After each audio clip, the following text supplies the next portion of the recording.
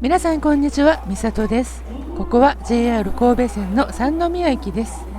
大阪から新快速に乗って下車したところ、ちなみにこの日は最強寒波の影響でこの新快速は30分遅れでした。行き先表示を見ていると下関行きの表示が出ています。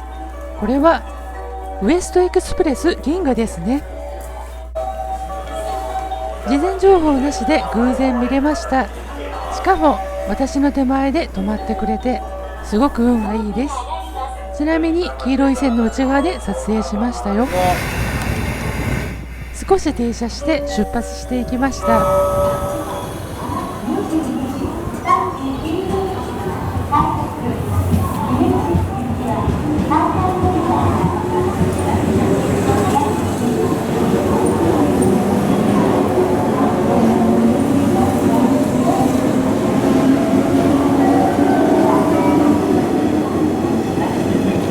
いいですね、乗りたくなります。ウエストエクスプレス銀河と、今日はウエストエクスプレスの撮影ではありません。前回公開しました四国一周動画の前日談として神戸から高松までジャンボフェリーに乗っていきます。ということで JR 三宮駅東口改札からフェリーに乗るためのバスターミナルへ向かいます。地面に三宮バスターミナルの案内が出ています。適当に歩いてますが、この方向で良いんですね。以前もこのフェリーに乗っていますが、今日のこのアクセスの道、明るくて分かりやすいです。前回の時は阪神で神戸三宮駅まで来て地下からだったので遠く感じましたが、 JR で三宮駅からだと迷いようがないぐらい近いです。エスカレーターの向こうがバスターミナルがあるミント神戸です。バスターミナルに着きました。乗車のバスはここ6番乗り場から発車です。今回も23時30分のバスに乗ります。まだ時間があるのでバスターミナル内に入ります。20分以上時間があります。この時間帯、ここから発車のバスはジャンボフェリーアクセスバス以外は全部夜行バスですね。米子行きは大雪の影響か運休となっています。こちらはバスの乗り場案内。0時30分発のフェリーターミナル行きバスは9番乗り場からだそうです。ちなみにですが、ジャンボフェリーの X のポストを見るとこんな運行情報が出ていました。私がこれから乗船するのは立林2です。50分遅れらしいです。この寒波ですから仕方ないですね。時間に余裕があったので近くのコンビニで買い物。ちょっと小腹が空いていて買いました。23時25分にバスが来ました。バス停に列ができたので私も並びます。前回乗った時と違って人が多いです。そういえば昨年ジャンボフェリーに乗ったのは平日。今回は金曜日の夜。それも月曜日に休みを取れば4連休になるという飛び石連休です。バスに乗り込みます。人が多くても座席に座ることはできました。23時30分バスは発車しました。ちなみにこのバスの運賃支払いは現金のみです。 IC カードは使えません。忘れていましたが財布に210円ちょうどあったので下車時に両替しなくて済みました。バスは10分ほどでバスターミナルに着きます。210円を握りしめて降車の列に加わります。まあ慌てなくてもフェリーの時間までまだたっぷりありますし、こうしてフェリーターミナルの建物に入ります。私を含めたネット予約をされた方は2階の待合室へ直行。何も手続きはいりません。エレベーターもありましたが階段を上りました。ここが2階にある待合所。やはり前回の平日に比べて人が多いです。昨年はここに数人の人しかいなかったです。適当な場所で腰を落ち着けます。ここでさっきのコンビニで購入のじゃがりこをいただきます。今日は家でかなり早く夕方5時に夕飯を済ませ、お風呂も入ってきました。あれから6時間、小腹が空いてきました。その間にも続々と乗客がやってきます。さすが飛び石4連休ですね。その後折り返し乗船となるリスリン2がやってきました。0時35分に接岸したので、先ほどの X の運航情報より15分遅れを取り戻した模様。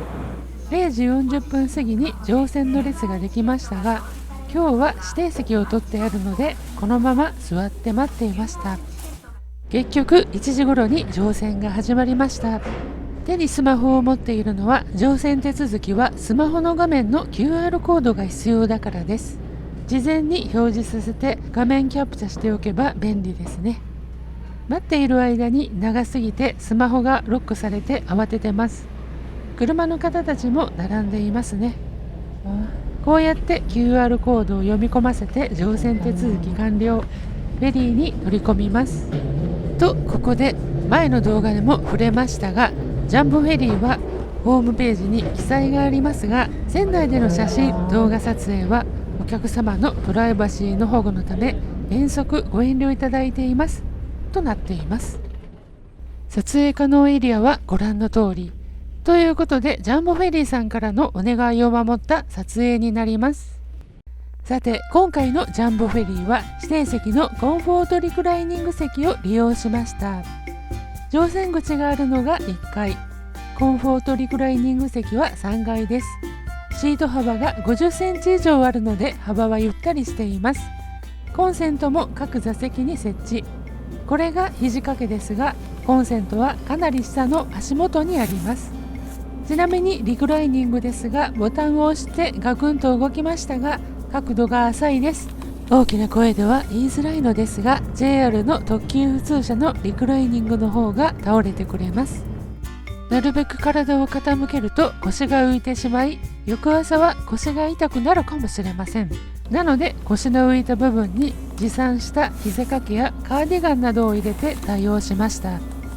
あと私は一番前の席にしましたが、一番前にはフットレストがありません。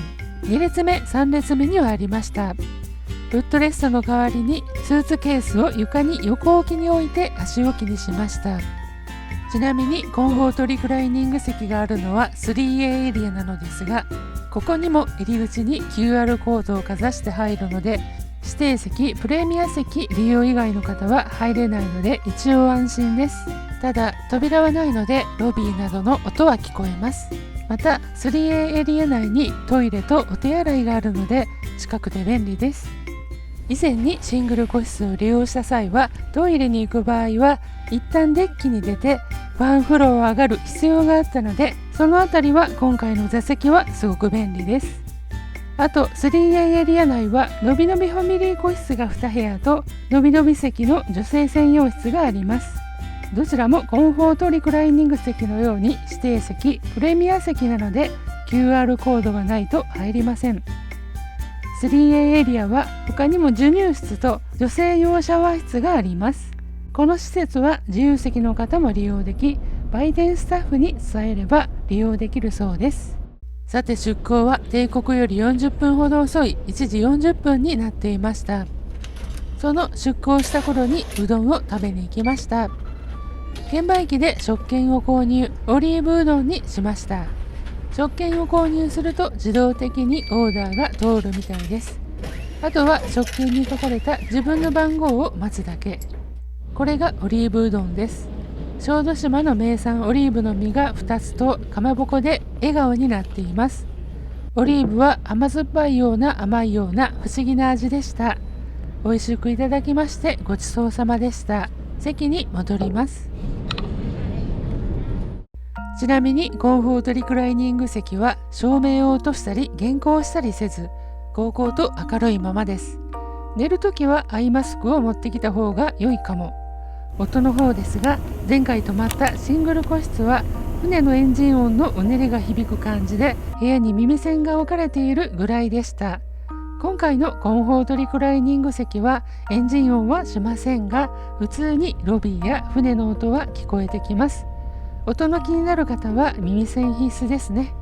ちなみに私は両方持参していました。確か午前2時過ぎに寝る体勢になったと思います。おやすみなさい。おはようございます。船は高松東港に着岸、下船しています。下船の際は QR コードの提示はありません。下船が始まったのが6時5分でした。定刻だと5時15分です。でもこの最強寒波の中、船を運航していただいただけでも恐縮です。前日は瀬戸大橋線も夕方運休していましたし、移動できただけでもありがたいです。通路に座っている方は次の船を待っておられるようです。到着した船は小休止の後、小豆島神戸行きとなります。ちなみに今回乗船した神戸から小豆島までそのまま乗っていきます。神戸から小豆島は6時間半のダイヤなので、ゆっくり寝ていられそうですね。長い通路を歩いた先に JR 高松行きの無料送迎バスがいました。このバスもなんとか座れました。10分ほどで JR 高松駅に到着。6時20分でした。皆さんそれぞれの目的地の方向へ向かいます。定刻に高松に着いていたら、この後須磨駅賢く1日フリー切符で6時8分発の特急うずしお1号に乗車の予定でしたが、1時間ほどの遅れで乗れないので、先に公開の動画のように7時5分発のうずしお3号になったいきさつがあります。1本遅れても四国一周の旅には影響がなく、あの動画の通りの旅ができました。ちなみにうずしお3号まで時間があるので、高松駅近くで朝5時から営業のうどんのお店あちしょうさんに行きましたが、営業しておらず、後で調べたら平日のみの営業でした。2023年に訪れた時のものですが、こんな外観でうどんをいただきました。